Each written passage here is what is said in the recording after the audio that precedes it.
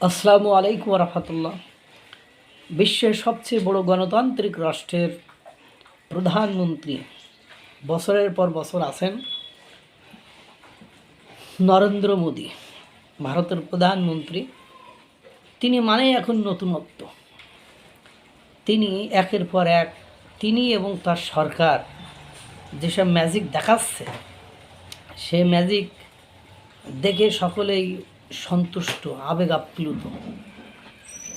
এবার প্রধানমন্ত্রী নরেন্দ্র মোদী শনিবার অসমের ডিব্রুগড়ে দেশের প্রথম হাইওয়ে ইমার্জেন্সি ল্যান্ডিং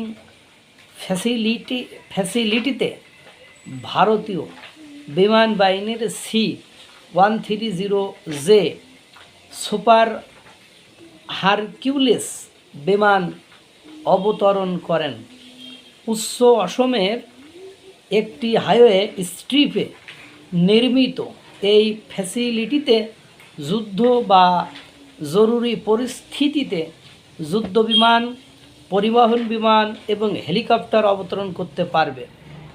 এটি উত্তর পূর্ব ভারতের প্রতিরক্ষা এবং কৌশলগত প্রস্তুতির ক্ষেত্রে একটি গুরুত্বপূর্ণ পদক্ষেপ। 127 নম্বর জাতীয় সড়কের ওই অংশ 40 টন পর্যন্ত যুদ্ধবিমান এবং সর্বোচ্চ 74 টন ওজনের পরিবহন বিমান পরিচালনা করতে সক্ষম। বুঝছেন কিছু? এখন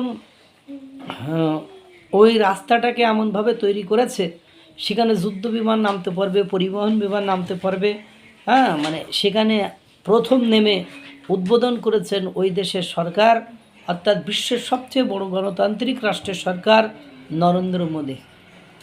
একের পর এক বিভিন্ন দেশের সাথে ডিল তো করে ফেলছেন। ইউরোপ বলেন, জিসিসি, কানাডা, অস্ট্রেলিয়া সব মানে মানে কোন দেশ, রাশিয়া, ইসরায়েল, ইরান, মানে কোন দেশের কথা আপনি শুনবেন বলেন, সেই দেশের সাথে খেলা খেলে দিচ্ছে এবং একের পর এক মাস্টার স্ট্রোক করছে।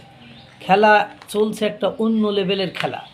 সে খেলা দেখলে অবাক হয়ে যাবেন। এর আগে আপনারা জানেন যে উত্তর ওই প্রদেশটার ঢোকার জন্য তারা কি সিস্টেম করেছে, কি মানে মানে একের পর এক পাহাড় কেটে ব্রিজ তৈরি করেছে, যেটা অন্যরা কল্পনা করতে পারে না। এখন আবার মনে করেন এই মানে রাস্তাকেই এখন বিমান ওঠানামার রাস্তা করে ফেলছে। এরপরে আপনারা আরও কয়েক কোটি টাকা, হাজার হাজার কোটি টাকা ইনভেস্ট করেছে। এটাই বাস্তবতা। আরও নতুন নতুন খেলা দেখবেন। আল্লাহ তাআলা সকলকে ভালো রাখুক, সুস্থ রাখুক। আসসালামু আলাইকুম ওয়া রাহমাতুল্লাহ।